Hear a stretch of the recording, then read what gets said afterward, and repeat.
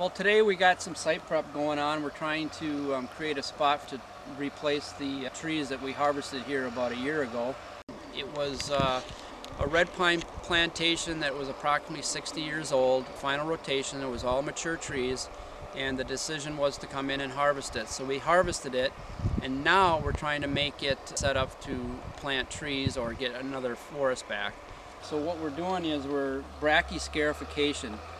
And while all trees will regenerate on their own, we're trying to give it a little bit of a boost to get things started so that these the new trees that will be coming into this site will have a better chance of survival.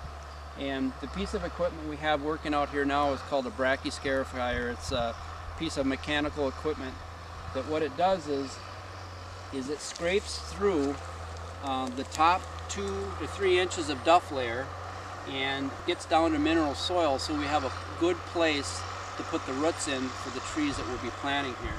And so what this equipment does is it scrapes a little piece, then it rolls, and it scrapes another scalp, it rolls, and it scrapes, so we'll have a tree here, here, and here as far as planting. We'll be planting red pine out here. That seems to be the best choice for this site. And so we try to get about 800 trees per acre to give it fully stocking. So what I would do is we have a scalp here and we have a scalp here.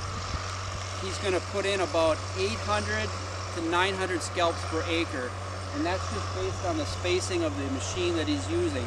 He makes a scalp and there's a little bit of dirt that kind of gets pushed out.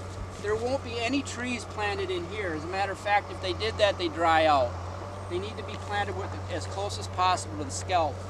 They aren't going to want to plant them in the bottom in case it rains, it could flood out. They don't want to be on top where they could dry out on top of the sod, so it'll be planted halfway in between on the scalp. After came in here, there was a red pine plantation and he decided to do the final harvest. But what he also did was he recognized that there was white oak in here scattered, and he decided to leave the white oak for wildlife purposes, for the acorns and that. And with the site prep, he's doing his best to get around all of these and whatnot, but it can be a little bit of a challenge. But so what you're seeing here is another component of this future red pine stand.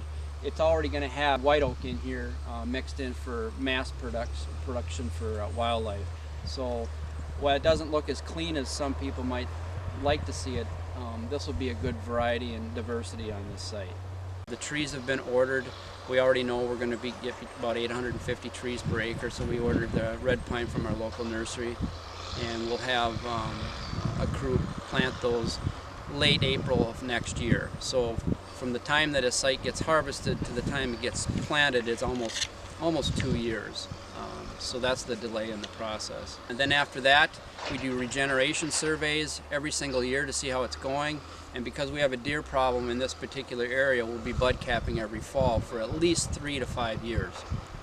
And then we just keep surveying the site until the trees are free to grow. In other words, they're all on their own, and we can finally walk away from the site. But it takes a few years to get there. So.